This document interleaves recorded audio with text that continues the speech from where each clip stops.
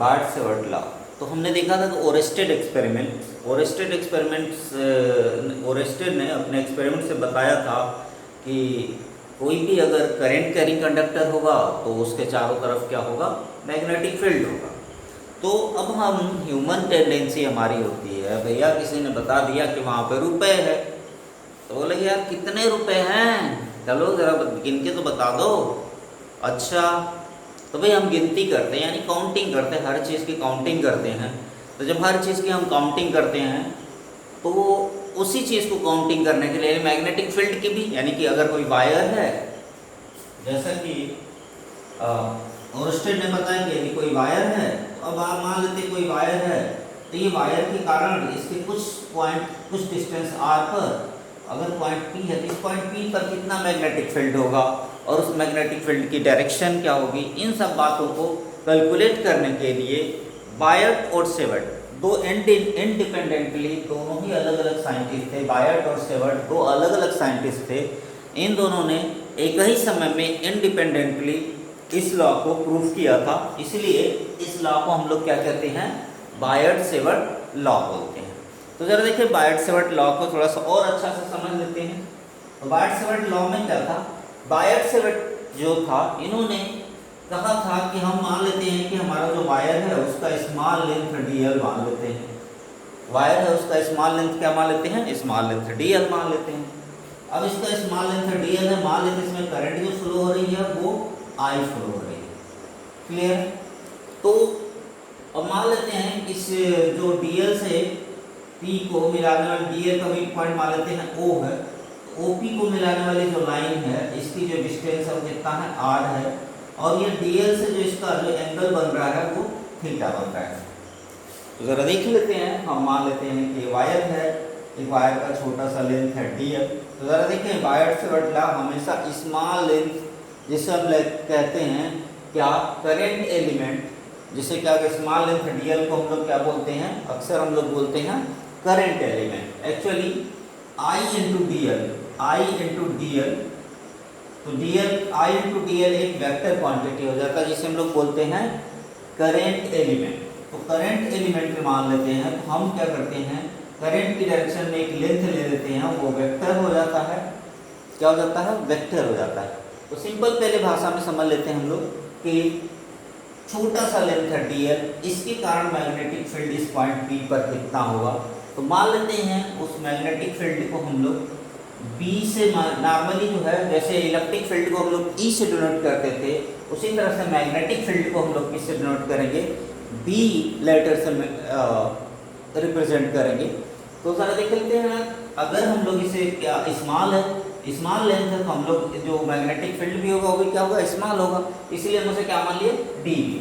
तो उनका जो मैग्नेटिक फील्ड है वो dB है, it will be directly proportional to the current I flowing in the conductor, यानी कंडक्टर में जितनी करंट ज़्यादा होगी तो मैग्नेटिक फील्ड भी ज़्यादा होगा, अगर करंट कम होगी तो मैग्नेटिक फील्ड क्या होगा, कम होगा, यानी डायरेक्टली प्रोपोर्शनल है।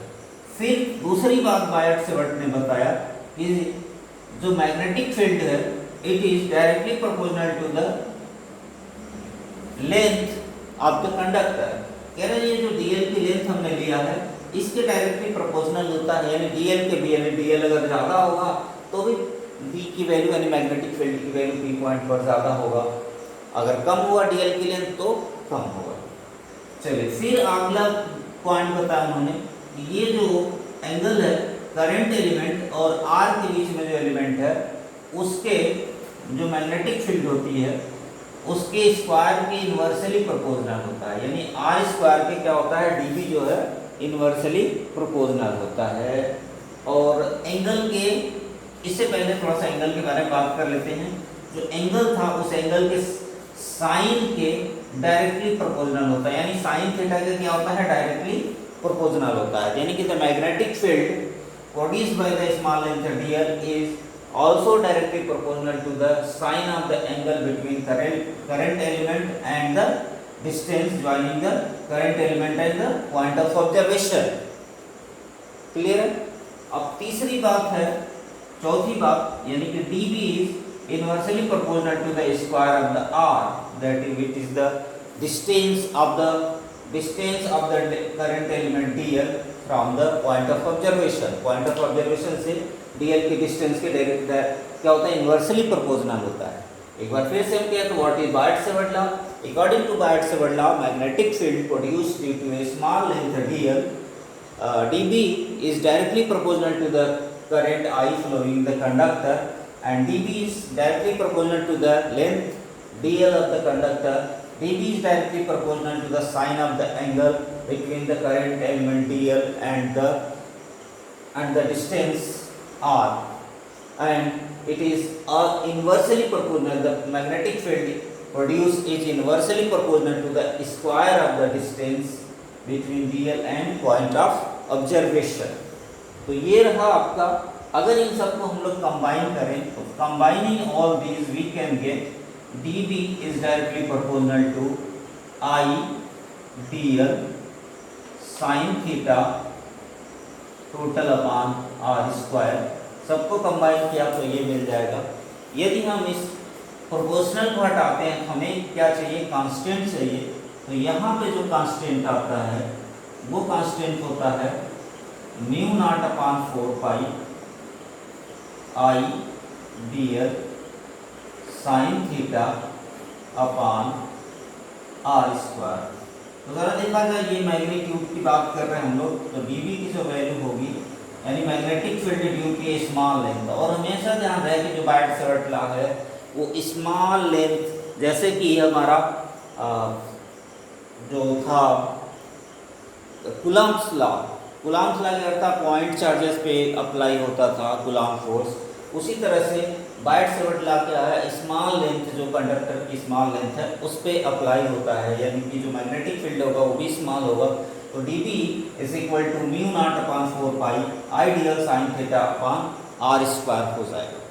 तो ये था आपका बायट-सेवर्ट लॉ। अब इसे हम वेक्टर फॉर्म में भी लिखना सीखेंगे। तो आगे देखते हैं हम इसे वेक्टर फॉर्म में कैसे लिखेंगे। थोड़ा सा देख लेते हैं, यहाँ पे जो कांस्टेंट आया उसकी बात कर लेते हैं। यहाँ पे जो कांस्टेंट आया, पहले हम एप्सिलॉन नॉट पहले पढ़े हुए हैं, क्या होता था, परमिटिविटी ऑफ फ्री स्पेस। उसी तरह से यहाँ से जो ये म्यू नॉट है ये है परमिएबिलिटी ऑफ फ्री स्पेस। ये क्या है, परमिएबिलिटी ऑफ फ्री स्पेस। तो इस पर हम लोग आगे डिटेल में जाएंगे, इसकी यूनिट वगैरह पर चर्चा करेंगे। लेकिन सबसे पहले हम मैग्नेटिक फील्ड के बारे में जान लेते हैं। तो आई थिंक यही बायट-सेवर्ट लॉ है, कम्प्लीटली इसे वेक्टर फॉर्म में लिखेंगे। तो आगे हम वेक्टर फॉर्म में भी इसे लिखना सिखा देंगे। पहले बायट-सेवर्ट लॉ एक बार फिर से I am going to dictate you, एक बार फिर से हम डिक्टेट करने जा रहे हैं कि the magnetic field due to a small length dl at a point p at a distance r from the dl, dB is directly proportional to the current I, and dB is directly proportional to the length dl, and dB is directly proportional to the sine of the angle between dl and r, and dB is inversely proportional to the square of the distance between them. Combining all these, we get dB is directly proportional to I dl sin theta upon r square, and we can remove the proportionality. तो proportionality constant mu upon 4 pi हो जाएगा। तो dB will be equal to mu naught upon 4 pi I dl sin theta upon r square. So mu naught is the permeability of the free space. तो ये था हमारा बायट-सेवर्ट law.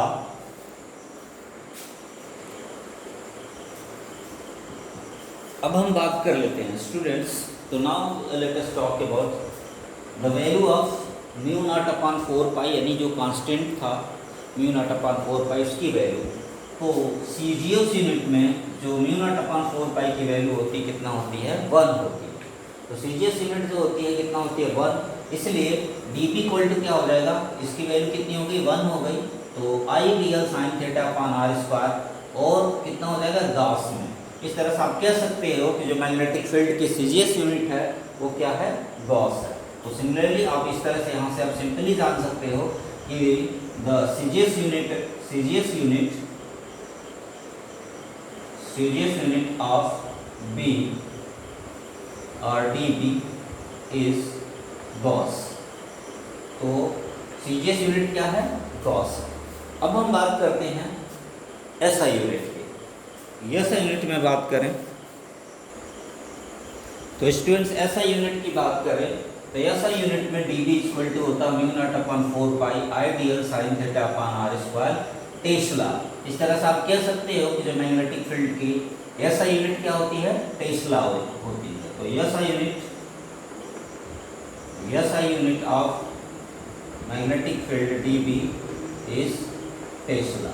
तो हमने देख लिया कि सीजीएस यूनिट क्या होता है, मैग्नेटिक फील्ड का गॉस होता है, और ऐसा यूनिट क्या होता है, टेस्ला होता है। इसे वेक्टर फॉर्म में करते हैं स्टूडेंट्स। तो अगर वेक्टर फॉर्म में जरा देखा जाए तो it is written as vector dB is equal to mu naught upon 4 pi I vector dl cross vector r cap upon r square, where r cap क्या है, where r cap is unit vector, r cap is unit vector along r की direction में जो क्या है वो unit vector है, या we can write it in other words, इसे दूसरे शब्दों में हम चाहें तो वेक्टर फॉर्म में और दूसरे तरीक़ों से लिख सकते हैं हम लोग, दूसरे तरीक़ों से लिख सकते हैं वेक्टर फॉर्म में। तो अगर देखा जाए स्टूडेंट तो इसे हम लिख सकते हैं dB is equal to mu naught, vector dB is equal to mu naught upon 4 pi I vector dl cross vector r upon r cube हो जाएगा। r क्यूब क्यों होगा, क्योंकि आप जानते हो since r cap is equal to होगा vector r upon r। इस तरह से यहाँ r कैप जो था r कैप यानी जो यूनिट वेक्टर था उसकी वैल्यू रख दिया वेक्टर r अपॉन r। तो वेक्टर r अपॉन क्या हो जाएगा, r तो यहाँ r स्क्वायर था तो ये क्या हो जाएगा, r क्यूब हो जाएगा। क्लियर है। तो dB इक्वल टू हो जाएगा mu naught upon 4 pi I vector dl cross vector r upon r cube. ये वेक्टर फॉर्म में चाहे ये रूप फॉर्म लिख लीजिए या फिर ये फॉर्म लिख लीजिए। अब हम म्यू नॉट की वैल्यू को थोड़ा सा कैलकुलेट कर लेते हैं। म्यू नॉट की जो वैल्यू होती है, ऐसा यूनिट में ही बात कर रहे थे हम लोग, तो म्यू नॉट की जो वैल्यू होती है ये होती है 4 pi into 10 to power -7 tesla metre per ampere, और इसी को हम लोग कहते हैं वेबर पर ampere per metre. Weber actually जो है वो मैग्नेटिक फ्लक्स का यूनिट होता है। आगे जब हम जा कर के पढ़ेंगे तो इतना याद रख लिए, म्यू नॉट की वैल्यू कितना होगा, 4 pi into 10 to power -7 tesla metre per ampere, और इसे हम कहते हैं वेबर पर एम्पियर पर मीटर। अब जरा देख लेते हैं यहाँ पे जो मैग्नेटिक फील्ड प्रोड्यूस हुई, ये जो dB प्रोड्यूस हुई, इसका डायरेक्शन क्या होगा, क्योंकि ये वेक्टर है। तो अगर वेक्टर है तो इसकी अपनी कुछ डायरेक्शन होगी, I vector dl cross vector r upon r cube. तो इस मैग्नेटिक फील्ड है तो क्या होगा, dl क्रॉस r, यानी कि जो dl है जिसकी डायरेक्शन क्या होगी, करंट की डायरेक्शन हमेशा होती है, उसे r की डायरेक्शन में हम लोग क्या करेंगे, रोटेट करेंगे। तो ऐसे क्या करते हैं, फॉर एग्जांपल इस तरह से हो तो इसे हम क्या करना है, इसे रोटेट करना है। तो direction of magnetic field at this point will be calculated by the right hand screw rule. तो राइट हैंड स्क्रू रूल से या राइट हैंड पाम रूल से भी हम निकालते हैं। तो देखिए पहले हम राइट हैंड स्क्रू रूल से निकालते हैं। तो राइट हैंड स्क्रू रूल क्या कहता है, according to right hand screw rule, अगर हम एक राइट हैंड स्क्रू को ले लेते हैं और यदि forward motion of this screw is along the direction of current, अगर करंट की सर है और इसका फॉरवर्ड मोशन क्या है, इसी डायरेक्शन में है, along the direction of current, then the direction of magnetic field will be along the rotation of the this screw. इस स्क्रू का जो रोटेशन होगा उसके अकॉर्डिंग होगा। तो अगर यहाँ पे देखा जाए तो इस तरह से स्क्रू का रोटेशन कैसे होगा, इस तरह से होगा।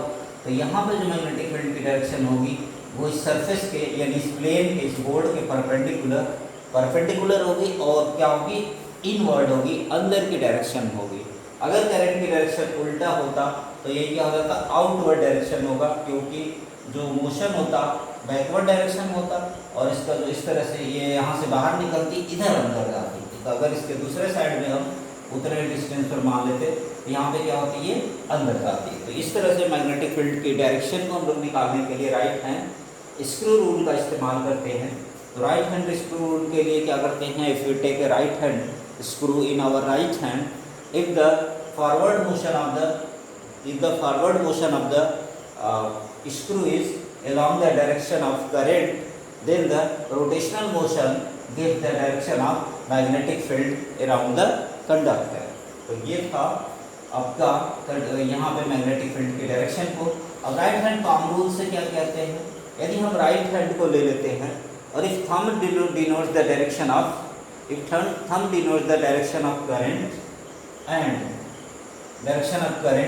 and DL and fingers, all the fingers denote the direction of the R, that is the distance of the point of revolution from the DL, ये करंट की direction. Then the perpendicular direction of the palm, यानी कि जो हमारा palm है यानी हथेली से जो परपेंडिकुलर डायरेक्शन होगा, यही डायरेक्शन क्या होगा, मैग्नेटिक फील्ड का डायरेक्शन होगा। तो जरा देख लेते हैं यहाँ पे, इस तरह से यहाँ पे करंट की डायरेक्शन हो गई और ये क्या होगी, आर की डायरेक्शन हो गई। तो पाम की डायरेक्शन अंदर की तरफ, इस तरह से मैग्नेटिक फील्ड की डायरेक्शन क्या होगी, इसके परपेंडिकुलर बोर्ड की होगी और वो कैसी होगी, अंदर की डायरेक्शन में होगी। वहीं पे अगर यहाँ पे देखा जाए तो यहाँ के लिए करंट की डायरेक्शन ऊपर में है और यहाँ पे जो इस तरह से करंट की डायरेक्शन ऊपर है और आर की डायरेक्शन ये फिंगर्स की है, तो पाम की डायरेक्शन किधर है, यहाँ बाहर साइड में परपेंडिकुलर होगा और यहाँ बाहर साइड में मैग्नेटिक फील्ड बाहर निकल रही होगी।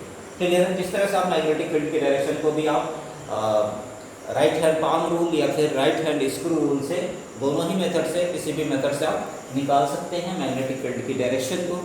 तो ये रहा आपका मैग्नेटिक फील्ड को कैसे कैलकुलेट करते हैं स्टूडेंट्स। अब हमारा अगला टॉपिक होगा magnetic field due to a straight wire carrying current. Actually हम बायट-सेवर्ट लॉ को इस्तेमाल करते हुए एप्लीकेशन अप्लाई करते हुए बायट-सेवर्ट लॉ को अप्लाई करेंगे और हम लोग मैग्नेटिक फील्ड को क्या करेंगे, कैलकुलेट करेंगे। एक स्ट्रेट इन्फाइनेटली लॉन्ग वायर है तो देखते हैं कितना मैग्नेटिक फील्ड होगा। तो चलिए हम बात कर लेते हैं। यहाँ पे देख लेते हैं कि एक वायर है, इस वायर की हम छोटी C length, small length DL ले लेते हैं। इससे R डिस्टेंस पर एक पॉइंट P है जहाँ पे मैग्नेटिक फील्ड को हमें कैलकुलेट करना है। यहाँ से हम इस वायर पर एक परपेंडिकुलर डाल देते हैं, जिसे हम मान लेते हैं A पॉइंट मान लेते हैं, O या O पॉइंट मान लेते हैं और ये पॉइंट हम मान लेते हैं इसको DL का जो मिड पॉइंट है उसे हम A मान लेते हैं। DL बहुत स्मॉल है तो उसे हम पॉइंट साइज ही मानेंगे, समझ सकते हैं वो A DL के लगभग इक्वल है। अब जब एक चीज़ और मान लेते हैं, जो OA लेंथ है उसको हम L मान लेते हैं। OA जो लेंथ है कितना मान लेते हैं, L मान लेते हैं। यहाँ से देखिएगा OA लेंथ को हम लोग क्या करते हैं, L मान लेते हैं और यहाँ से ये वाली लेंथ को OP लेंथ को A मान लेते हैं और AP कितना है, R है, ऑलरेडी आप जान रहे हो।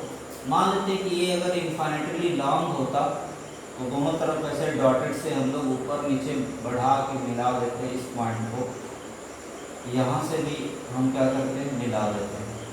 अब थोड़ा सा देख लेते हैं, मान लेते हैं इस एंगल को, ये वाला एंगल फाई है, ये जो एंगल OPA है या APO, इसको हम कितना माना, फाई माना। ये वाला एंगल जो है DL और R के बीच का एंगल है वो ऑलरेडी हम थीटा जानते हैं कि हम मानते हैं थीटा। अब मान लेते हैं नीचे वाले एंगल को हम लोग यहाँ पे φ1 मान लेते हैं, ऊपर वाला ये टोटल एंगल को क्या मान लेते हैं हम लोग, φ2 मान लेते हैं। अब यहीं पे देखें तो इन राइट ट्रायंगल OAP, ध्यान से देखिएगा OAP वाला O पर राइट एंगल है, इसमें अगर हम लोग साइन थीटा लगाएं तो साइन थीटा इक्वल टू होता है परपेंडिकुलर अपॉन हाइपोस लेना। तो थीटा के सामने वाली साइड परपेंडिकुलर होती है और तो परपेंडिकुलर क्या है, A है, और हाइपोटेनस की बात करें तो 90 डिग्री की सामने वाली साइड हाइपोटेनस होती है, तो ये AP जो हाइपोटेनस है तो A/R हो गया। लेकिन यदि हम cos फाई निकालें, फाई यहाँ पे है, तो फाई के लिए जो A होगा यानी OP होगा वो क्या होगा, बेस होगा। तो बेस अपॉन हाइपोटेनस को हम cos फाई कहते हैं, तो वो भी A/R ही होगा। इसका मतलब साइन थीटा cos फाई के क्या हो गया, इक्वल है, क्योंकि sine theta equal to A/R हो रहा है, cos फाई भी क्या हो रहा है, A/R, क्योंकि sine theta perpendicular upon hypotenuse, तो cos थीटा क्या होता है, बेस अपॉन हाइपोटेनस, दोनों की वैल्यू कितना हो गया, A/R। So sine theta can be written as cos phi, और A/R equal to cos phi है, तो यहाँ से R की वैल्यू अगर हम कैलकुलेट करें तो R will be equal to A/cos phi, ये आ जाएगी R की वैल्यू। इसे हम इक्वेशन नंबर 1 मान लेते हैं। यहाँ से A/R equal to cos phi है, इसे हम सॉल्व करेंगे तो R की वैल्यू कितना आ जाएगी, हम यहाँ इसको कर देते हैं तो ये A/cos फाई हो जाएगा, तो R इक्वल टू कितना हो जाएगा, A/cos फाई। चलिए हम आगे थोड़ा सा और कर लेते हैं एक कैलकुलेशन। ये जो लेंथ है L है, ये लेंथ कितना है, L है, तो यहाँ से हम लोग tan थीटा लगाते हैं, also tan theta is equal to हो जाएगा, tan थीटा की बात करें यहाँ से, tan थीटा जो होता है वो होता है परपेंडिकुलर, तो जरा थीटा के सामने वाली साइड OP परपेंडिकुलर है, और OA जो है इसका क्या है, परपेंडिकुलर अपॉन बेस, तो ये हो जाएगा OA क्या हो जाएगा, बेस, तो ये हो जाएगा A/, OA को हमने कितना माना है, L माना है, A/L, OA इक्वल टू क्या हो जाएगा, OA इक्वल टू हो जाएगा हमारा A/L। तो यहाँ से अगर L की वैल्यू निकाली जाए तो L की वैल्यू क्या हो जाएगी, L इक्वल टू हो जाएगा हमारा, एक मिनट इसे देख लेते हैं स्टूडेंट्स। हम यहाँ पे tan थीटा के बजाय यहाँ पे tan फाई लेते हैं, हम tan थीटा नहीं लेते हैं, हम क्या लेते हैं, tan फाई लेते हैं। तो जरा देखिए tan फाई लेंगे तो फाई के लिए ये वाला परपेंडिकुलर हो जाएगा AO, और OP क्या हो जाएगा, बेस, तो tan फाई इक्वल टू हो जाएगा L/A। यहाँ से क्रॉस मल्टीप्लाई करके हम लोग निकाल सकते हैं, so L will be equal to A tan phi, L की वैल्यू कितनी हो जाएगी, A tan phi. So now we can differentiating we get, तो जरा इसे हम डिफरेंशिएट कर लेंगे, तो L का डिफरेंशिएशन क्या हो जाएगा, DL हो जाएगा, और A कांस्टेंट है तो यही रहेगा, tan थीटा का डिफरेंशिएशन होता है sec² फाई d फाई। इस तरह से ये आ जाएगा हमारा DL की वैल्यू, इसे हम मान लेंगे इक्वेशन नंबर 2। तो जरा देखिए R की वैल्यू है A/cos फाई, ध्यान रहे आपको, और DL की वैल्यू है A sec² phi d phi. इन दोनों वैल्यूज को हम लोग पुट करेंगे आगे। तो ज़रा देखिए अब बायट-सेवर्ट लॉ को हम लोग इस्तेमाल करेंगे, यूज़ करेंगे।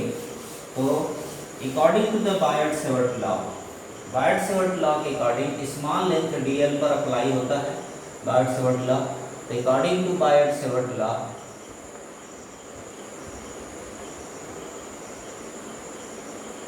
dV इज इक्वल टू हो जाएगा μ0/4 pi I dl sin theta upon r²। ये था मैग्नीट्यूड dV की मैग्नेटिक फील्ड के में बायट-सेवर्ट लॉ से यही था μ0/4 pi I dl sin theta upon r²। अब हम क्या करते हैं, सबकी वैल्यू को पुट कर देते हैं। किसकी वैल्यू की, साइन थीटा की वैल्यू, DL की वैल्यू और R की वैल्यू। तो ये हो जाएगा μ0/4 पाई I, DL की वैल्यू हमने देखा था A sec² phi d phi था, साइन थीटा था वो cos फाई के इक्वल था, और जो R की वैल्यू थी वो A/cos फाई था, तो A/cos फाई का क्या हो जाएगा, होल स्क्वायर हो जाएगा। बस इन सब को हम लोग कैलकुलेट कर लेते हैं, तो dV की वैल्यू हो जाएगी μ0/4 पाई I यहाँ से देखा जाए ये हो जाएगा ए स्क्वायर और ये कास स्क्वायर, 1 कास स्क्वायर होगा तो सेक होगा, सेक स्क्वायर 5 हो जाएगा, सेक स्क्वायर 5 से सेक स्क्वायर 5 कैंसिल आउट हो जाएगा। नीचे ए बचेगा क्योंकि ए से एक ए स्क्वायर कैंसिल आउट होगा तो i/a हो जाएगा। और यहाँ से ज़रा देखा जाए सेक स्क्वायर 5 तो ये हो गया कैंसिल आउट हो गया, तो ये आ जाएगा आपका कास 5 बचेगा और d5 बचेगा। तो ये बच जाएगा इस तरह से dv = v0/4 पाई i/a कास 5 d5। तो इस तरह से हमने देखा कि हमने क्या किया है, dl की वैल्यू, साइन थीटा की वैल्यू और r की वैल्यू को पुट किया और सॉल्व किया तो हमें dv निकल के आ गया। अब हमें dv तो ये स्मॉल लेंथ dl के कारण है, तो हमें पूरी लेंथ के कारण कितना होगा, पूरी लेंथ जो होगी उस पूरी लेंथ के कारण कितना, मान लेते हैं पूरा लेंथ यहाँ से यहाँ तक है, तो इस पूरे लेंथ के कारण जो है कितना मैग्नेटिक फील्ड होगा। सो इसे हम क्या करेंगे, इंटीग्रेट कर देंगे। So by integrating we get, so integrating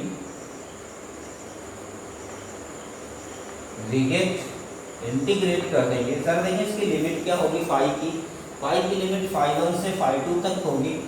अब कन्वेंशन के हिसाब से यहाँ पे φ1 को निगेटिव लिया जाता है, φ1 को क्या लिया जाता है, नेगेटिव लिया जाता है। ये ध्यान रहे कन्वेंशन है कि φ1 को हम लोग नेगेटिव लेते हैं। तो इंटीग्रेट करेंगे तो dv का इंटीग्रेशन क्या हो जाएगा, b हो जाएगा, और ये μ0/4 पाई कांस्टेंट है, i भी यहाँ कांस्टेंट होगा और a भी कांस्टेंट है। So integration of cos phi d5 हो जाएगा, और जरा देखा जाएगा तो ये आ जाएगा -φ1 to φ2। ये ध्यान रहे कि कन्वेंशन के अकॉर्डिंग टू द कन्वेंशन हम लोग φ1 को नेगेटिव लेते हैं और φ2 को क्या लेते हैं, पॉजिटिव लेते हैं। अब इसे जरा सॉल्व कर लेते हैं, इंटीग्रेट कर लेंगे तो cos phi का जो इंटीग्रेशन होता है sin phi होता है, तो b = हो जाएगा हमारा μ0/4 पाई i/a, और यहाँ ज़रा देखा जाए तो cos phi का इंटीग्रेशन क्या हो जाता है, sin phi, और ये -φ1 to φ2 ये लिमिट है, या लिमिट को जब हम रख देंगे तो हमारे b की वैल्यू आ जाएगी μ0/4 pi i/a sin φ1 plus sin φ2। ऐसा मैंने प्लस में क्यों लिखा, जरा देखा जाए sin φ2 होगा, फिर माइनस sin φ1 होगा, तो माइनस माइनस से क्या हो जाएगा, पॉजिटिव हो जाएगा φ1, इसलिए हमने φ1 को sin φ1 को पहले लिख दिया, sin φ1 प्लस sin φ2 हो जाएगा। तो ये हमारा फाइनली किसी भी कोई लेंथ के कारण, कुछ लेंथ है वायर का, उसके कारण जो मैग्नेटिक फील्ड होगा उसको हम कैलकुलेट कर लेते हैं। अब यदि यही मैग्नेटिक फील्ड, यही जो अगर वायर क्या हो, इसकी लेंथ क्या हो, इनफाइनाइट हो, यदि इस वायर की लेंथ क्या हो, इनफाइनाइट हो, तो उस कंडीशन में हम लोग देख लेते हैं क्या हो। अगर लेंथ की वायर की जो लेंथ है वो इनफाइनाइट हो, तो उस कंडीशन में φ1 जो होगा वो क्या हो जाएगा, ये φ1 एंगल कितना हो जाएगा, इनफाइनाइट लेंथ होने पर ये कितना हो जाएगा, 90 डिग्री हो जाएगा, यानी φ1 = π/2 इक्वल टू क्या होगा, φ2, φ1 और φ2 दोनों क्या हो जाएंगे, π/2 हो जाएगा। ऐसे केस में ज़रा देखा जाए तो हमारा b की वैल्यू क्या हो जाएगी, μ0/4 pi i/a sin φ1 sin π/2 plus sin π/2, π/2 यानी 90 डिग्री, sin 90 वैल्यू 1 होता है तो 2 हो जाएगा। तो फाइनली μ0/4 पाई 2i/a ये आ जाएगा इनफाइनाइटली लॉन्ग वायर के द्वारा मैग्नेटिक फील्ड की वैल्यू μ0/4 पाई 2i/a, क्योंकि ये 1 + 1 कितना हो जाएगा, 2 हो जाएगा। तो इस तरह से हमने देख लिया कि कोई इनफाइनाइटली लॉन्ग वायर हो तो उससे मैग्नेटिक फील्ड कितना कैलकुलेट होगा। ज़रा इस बात को हम ग्राफिकल मेथड से भी समझ लेते हैं कि देख रहे हैं कि जैसे जैसे अगर ये 0 के करीब हो रहा है वैसे वैसे मैग्नेटिक फील्ड, यानी कि जो भी ये जो पॉइंट P है, यानी A की वैल्यू जैसे जैसे कम होगी जैसे जैसे वायर के पास पॉइंट P आएगा, यानी कि ये वाली वैल्यू कम होगी, वैसे वैसे क्या होगा, मैग्नेटिक फील्ड की वैल्यू इंक्रीज करेगी। और जैसे जैसे ए की वैल्यू बढ़ेगी, मैग्नेटिक फील्ड क्या होगा, डिक्रीज करता जाएगा, यानी कि ज़्यादा दूर से आने पर क्या होगा, डिक्रीज करता जाएगा। तो इस तरह से हम देख रहे हैं ये कि ए की वैल्यू कर, यानी ए की वैल्यू ज़रा देखा जाए तो जितना क्लोज आ रहा है